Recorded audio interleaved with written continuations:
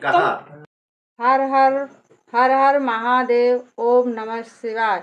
हल सृष्टि व्रत कथा। एक समय राजा युधिष्ठिर ने भगवान श्री कृष्ण से कहा कि आपने इस संसार के हित के लिए ही अवतार धारण किया है। इस समय सुभद्रा और द्रौपदी अपने पुत्रों के मरने से शोकमग्न है तथा अभिमन्यु की स्त्री उत्तरा का गर्भ भी अश्वत्थामा के ब्रह्मास्त्र से खंडित हो गया है। माता पिता को संतान के बिना अत्यंत दुख होता है। अतः हे प्रभु, आप कोई ऐसा उपाय बताएं जिससे माता पिता संतान शोक से दुखी न हो और उत्तम दीर्घायु तथा स्वस्थ संतान उत्पन्न हो। यह सुनकर भगवान बोले, हे राजन, मैं तुमको एक व्रत बतलाता हूँ जिसको नियम पूर्वक करने से खंडित गर्भ भी जीवित हो जाता है तथा कभी संतान दुखी नहीं होती है। प्राचीन काल में सुवध नाम का एक प्रसिद्ध राजा था। उसकी रानी का नाम सुवर्णा था और उनके एक हस्ती नाम का प्रतापी पुत्र था जिसने अपने नाम से हस्तिनापुरी बसाई।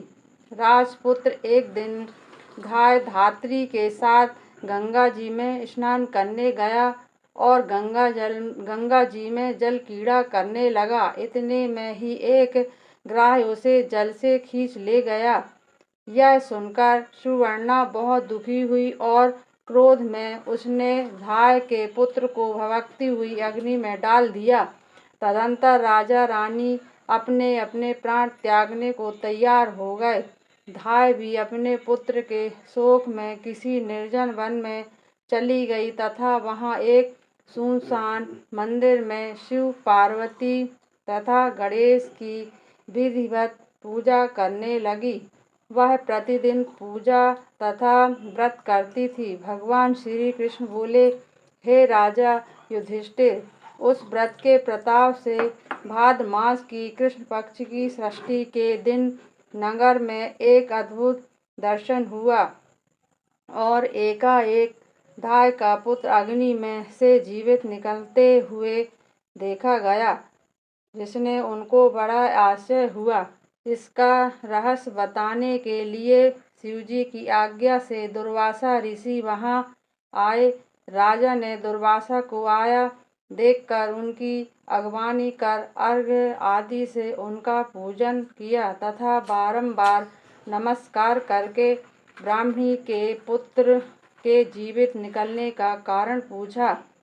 तब दुर्वासा ऋषि ने कहा, हे राजन, उस ब्राह्मणी ने वन में जाकर शिव पार्वती जी, स्वामी कार्तिकेय और एवं गणेश जी का ध्यान पूजन स्मरण आदि बड़ी ही श्रद्धा भक्ति से किया है तथा नियम पूर्वक व्रत किया है। यह उस व्रत का प्रभाव है जिसके कारण यह बालक जीवित ही मिल गया। अतः आप भी वहां जाकर शुभ कर्म करें। राजा ने दुर्वासा ऋषि को विदा कर दिया। तदुपरांत वे दोनों वन को गए। वहां राजा और रानी ने उस ब्राह्मणी को श्रद्धा के साथ पूजन अर्चन करते हुए देखा। राजा ने ब्राह्मणी को उसके पुत्र से मिला दिया। ब्राह्मणी ने राजा को उस उत्तम व्रत को सविस्तार बता दिया। उसने कहा, हे राजन, जिस दिन से आपके भय के मारे मैं यहाँ आई हूँ, तब से मैंने केवल वायु का ही सेवन करते हुए भगवान शिव, कार्तिकेय, पार्वती एवं गणेश जी की नियमित पूजा की है। एक दिन आधी रात के समय स्वप्न में भगवान शिव ने मुझे दर्शन दिया और कहा कि तेरा पुत्र जीवित हो गया, क्योंकि तूने हमारा व्रत एवं पूजन बड़ी श्रद्धा से किया है। यदि तुम्हारी रानी भी इस व्रत को विधि पूर्वक करे तो उसका पुत्र जीवित मिल जाएगा तथा और भी बहुत से पुत्र उत्पन्न होंगे। भगवान श्री कृष्ण ने युधिष्ठिर से कहा, हे राजन, भादो मास के कृष्ण पक्ष की षष्ठी को इस उत्तम व्रत को करना चाहिए। उस दिन ब्रह्म मुहूर्त में प्रातः काल स्नान करके काम क्रोध मोह लोभ आदि त्याग कर व्रत को नियम पूर्वक करना चाहिए।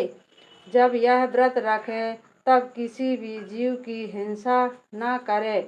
व्रत संपूर्ण करने के लिए चींटी आदि का मार्ग भी उल्लंघन न करें तथा दोपहर के समय अपने मित्रों सहित पलाश तथा कुश के नीचे शिव पार्वती स्वामी कार्तिकेय तथा गणेश की मूर्ति स्थापित करें। धूप दीप पुष्प नैवेद्य आदि से भक्ति भाव से पूजन करें और प्रार्थना करें कि हे सौम्य मूर्ति पंचमुख शूलधारी नंदी श्रृंगी महाकाय आदि गणों से युक्त आप भगवान शिव को साष्टांग प्रणाम करता हूँ। माता पार्वती जी को मैं नमस्कार करती हूँ। फिर विघ्न विनाशक गणेश जी की वंदना करें। हे मूषक वाहन लंबोदर, आपको साष्टांग प्रणाम है, नमस्कार है। इस प्रकार इन चारों देवताओं की पूजा करें। फिर ब्राह्मणों सहित गाजे बाजे से अपने अपने घर को जावें। उस दिन समा के चावल का भोजन करें और दही दूध घी तथा मठा विशेष रूप से सेवन करें। दुर्वासा ऋषि ने कहा, हे राजन, जो स्त्री पुरुष इस व्रत को करते हैं वह पुत्र पौत्र से संपन्न होकर सुखी रहते हैं। दुर्वासा से यह कथा सुनकर राजा और रानी ने विधि पूर्वक इस व्रत को किया। उसके प्रभाव से वह राजा का पुत्र शीघ्र ही ग्राह के गले से निकलकर बोलने लगा। यह चमत्कार देखकर राजा रानी ने दुर्वासा जी से के चरणों में नमस्कार किया तथा व्रत के प्रभाव से राजा के और भी कई पुत्र हुए तथा राजा में संकट का प्रभाव जैसे अनावृष्टि महामारी दुर्भिक्ष आदि के उपद्रव सदैव के लिए दूर हो गए और राजा अनेक वर्षों तक निर्विघ्न राज्य करते रहे।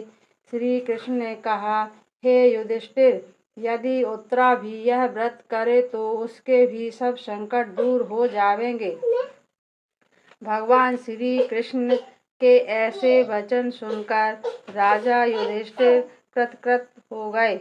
इस प्रसंग को भगवान श्री कृष्ण ने युधिष्ठिर से कहा तथा दुर्वासा जी ने रानी से कहा, हे राजन, इस व्रत को करने के उपरांत फिर उसका शास्त्रोक्त विधि से उद्यापन करें। उद्यापन में सुवर्ण महिषी गौ और वस्त्र ब्राह्मणों को दान में दें।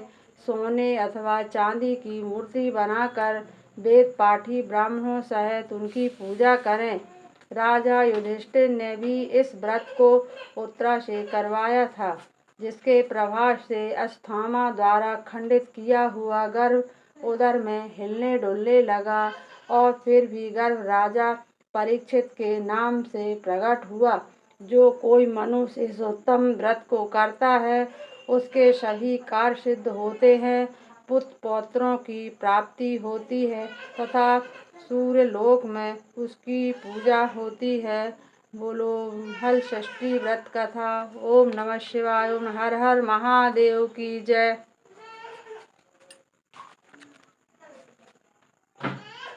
शंकर भगवान